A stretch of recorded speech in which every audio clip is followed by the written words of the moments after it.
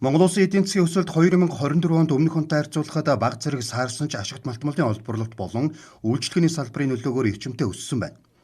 Уулуурхайн салбарын өсөлт тэр дундаа эзэсийн бажимлалын үйлдвэрлэлээ нэмэгдүүлж байгаа оюутлогоо урхаа 2025-2026 оны эдийн засгийн өсөлтөнд гол түлхэц үзүүлжээ. Харин 2023-2024 онд малын хоригдлын томоохон хохирол амссан хөдөө аж ахуйн салбар энэ онд сэргэх төлөвтэй байна. Азийн хөгжлийн банк 2025 оны 4-р сарын тайландаа 2024 онд 4.9% өсөлттэй байсан Монгол Улсын эдийн засаг 2025 онд 6.6%-аар өснө гэж төсөөлсөн байна. Харин 2026 онд дотоодын нийт бүтээгдэхүүний өсөлт 5.9% байх төлөв гарчээ. Монгол улс өнгөрсөн онд эдийн засгийн төсвөртэй байдлаа хадгалж чадлаа. Үүнд хөдөө аж ахуйн салбарын огцом агшилтыг уулуурхай үйлчлэгийн салбарын эрчимтэй өсөлт нөхсөн нь нөлөөлсөн. Уулуурхайн салбар 2025-2026 онд эдийн засгийн гол хөдөлгүүр хэвээр байна. Дотоодын эрэлт дэд бүтцийн хөрөнгө оруулалт нэмэгдэж, хөдөө аж ахуйн салбар аажмаар сэргэж байгаа нь өсөлтөнд нөлөөлнө. Гэхдээ түүхийдийн экспорт тэр дундаа нүүрсний экспортоос хамааралтай байгаа тул эрсдэл байсан хэвээр байна. Эдийн засаг идэвхжиж төсвийн зардал тэлж эрчим хүчний үн тариф өснөөс үүдэн инфляц 2025 онд 9.1% хүрч нэмэгдэх төлөвтэй байгаа бол 2026 онд 7% болж бага зэрэг буурах төлөв гарчээ. Уулуурхайн үйлдвэрлэл нэмэгдснээр экспорт өсөх төлөвтэй. Харин хөрөнгө оруулалтын төслүүдэд шаардлагатай үндсэн тоног төхөөрөмж, бараа материал зэрэг импортын өсөлт буурахгүй хэвээр байх хүлээлттэй байна.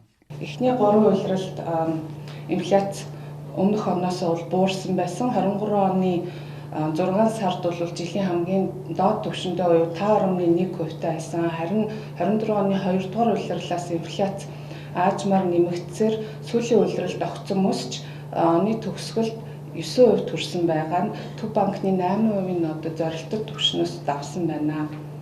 Инфляцид нөлөөсөн гол хүчин зүйл нь бол хүнсний бүтээгдэхүүний инфляц тогтворгүй байсан жилийн туршид мөн 24 оны 11 сард цахилгааны үн тариф нэмэгдсэнтэй холбоотойгоор 12 дугаар сарын инфляц өсөх гол шалтгаан болсон байна.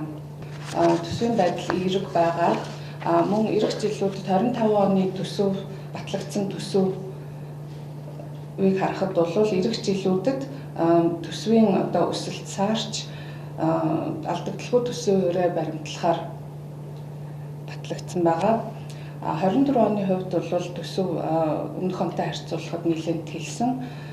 Орлого 28.7%-аар өссөн байхад зардал 34.9%-аар өссөн буюу орлогын өсөлтийг давсан учраас төсвийн нийт тэнцэл хэдийгээр ашигтай гарсан ч гэсэндээ 2023 онд дотоодын нийт бүтээгдэхүүний 2.7%-ийг 7%-ийн тэнцэлтэй гарч ирсэн бол 24 онд энэ тэнцэл нь буурч дотоодын нийт бүтээгдэхүүн 1.3%-тай тэнцэх ашигтай гарсан байгаа. Мөн түүхийд ялангуяа зэс нүүрсний үнийн болон бүгд найрамдах хятадд улсын үл хөдлөх хөрөнгийн зах зээлийн уналт цагаагаараа шилтгаалan хөдөө аж ахуйн салбарын сэргэлт удаашрах инфляц 9.1%-ийн төсөөллөөс давж мөнгөний удалгыг цааш чангадах шаардлага үүсэх зэрэгээс үүдэн өөрчлөлт гарч болзошгүй байнамаа. Америк нэгдсэн улсын тариф болзошгүй дам нөлөөлөл манай улсад шууд нөлөө багтааж бүгд найрамдах хятад улсын эргэлт саарвал шууд бус нөлөө үзүүлэх магадaltaйг Азийн хөгжлийн банкнаас мэдээллээ.